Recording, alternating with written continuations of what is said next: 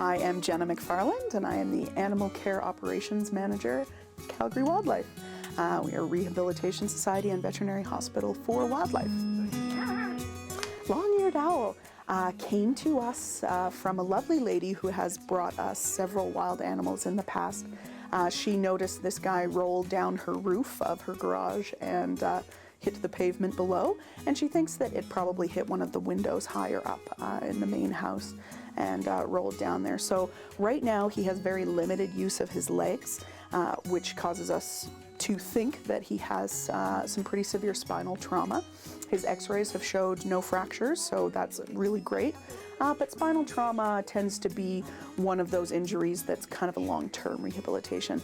I've noticed him making great progress over the last few days, and that is just minute amounts of increase in movement, squeezing strength with his talons. He got me good this morning. I took him for granted.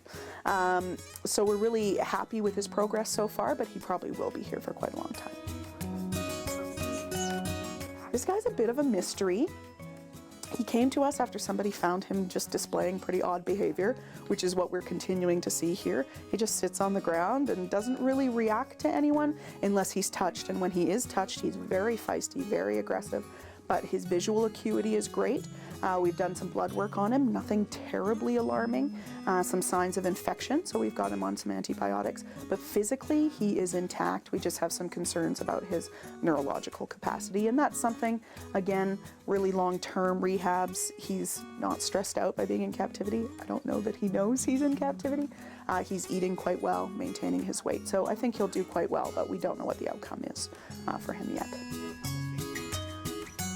So the first great horned owl we got was found sitting in the middle of a road out on one of the range roads near Okotoks. So the person who found him looked around to see if there was a nest nearby or any parents swooping or anything. She looked for hours and hours and couldn't find anything. So she brought him here. He's in really good physical condition. He's quite big and strong and quite aggressive, so we think that he had been in his nest with his parents for quite a long time. He's got a lot of those learned behaviors on board, so he's doing really well.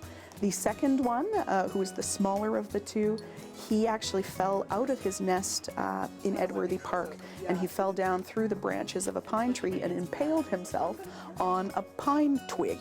It actually went through the webbing of his wing, which is a really superficial wound, and he was on antibiotics and he's healed up perfectly. So he's in really good shape. So he has now joined the other great horned owl, and they are now in with one of our foster parents, GH, our super old grouchy great horned owl. And he's a little trepidatious at first, but he seems to be taking to them quite well. So I have no doubt they will grow up perfectly owly and will be released in the really early fall. So yeah, give us a call, reach out to us on our website. We're here to serve the public.